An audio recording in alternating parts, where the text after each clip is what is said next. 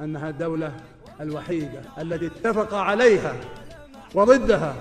الشرق والغرب، ولكنها رفضت وصمتت ونجحت.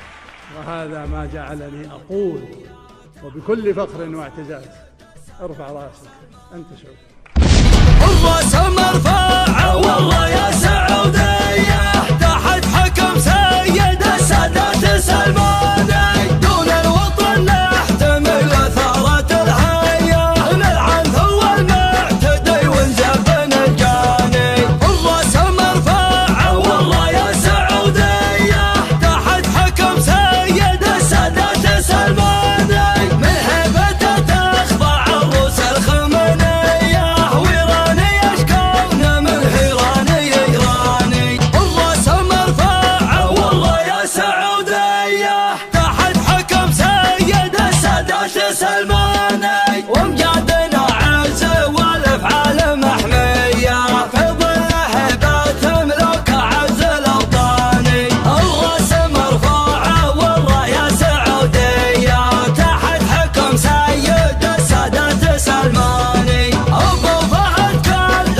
وقفته بطولية، ونقال اخونا وراهبنا كل خواني. الراس مرفوع والله يا سعودية، تحت حكم سيد السادات سلماني، ولي عهده يشوش عند طارية، يمنى ملكنا ولأجل الدار مدفاني، الجدوده من اكبر كبارية، ما بين عبد العزيز وبين ركاني، ابن شافي لازهم في صوب جده، اقبل وقحطن من نقد وتهامه، كانهم الموج القوي في بحر جده، لا ارتفع فوق البحر 90 قامة.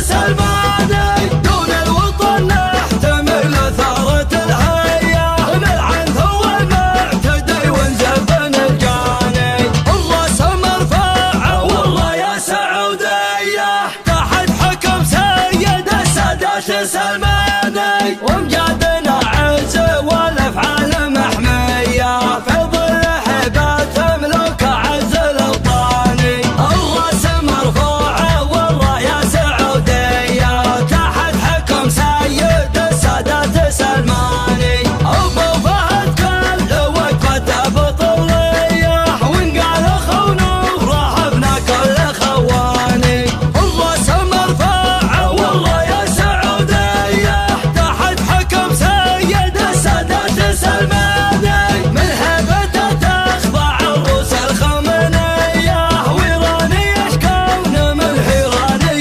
يراني الراس مرفوعة والله يا سعودية تحت حكم سيد السادات سلماني ولي عهده نشوش عند طارية يمنى ملكنا ولأجل الدار مدفاني جدوده من أكبر الكبارية ما بين عبد العزيز وبين راكاني ابن شافي لازهم في صوب جده أكبر وقحطن من نقد وتهامه كانهم الموج القوي في بحر جده لارتفاع فوق البحر 90 قامه يا ابن شافي كل مجد وتقده يدك مورث لك اشداد وزعامه تنضح الميقف واللازم تسده والذكر طريق طشنا العمامه لابتك خزن الظفر في كل مده لين تفنى الخلق وتقوم القيامه يا بني هاجر يا خلنا الاشده جمعكم جمع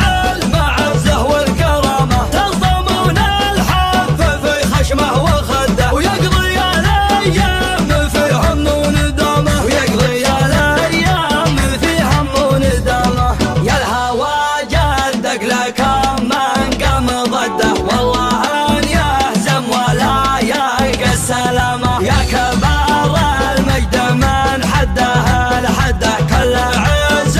تحت يدكم زمامه الفخر ما له من التاريخ صده وانت والتاريخ يا ذروة سلامه وانت والتاريخ يا ذروة سلامه وانت عزويت وبنا في كل شده سعد من قحطان بن هودين حزامه سعد من قحطان بن هودين حزامه اقحطان اجمع عزه مستعده رسهم فيها الحميه وقرامه اجتماع مضيمه لا بده والله ان يشكل مكان من ازدحامه اشحن الرشاش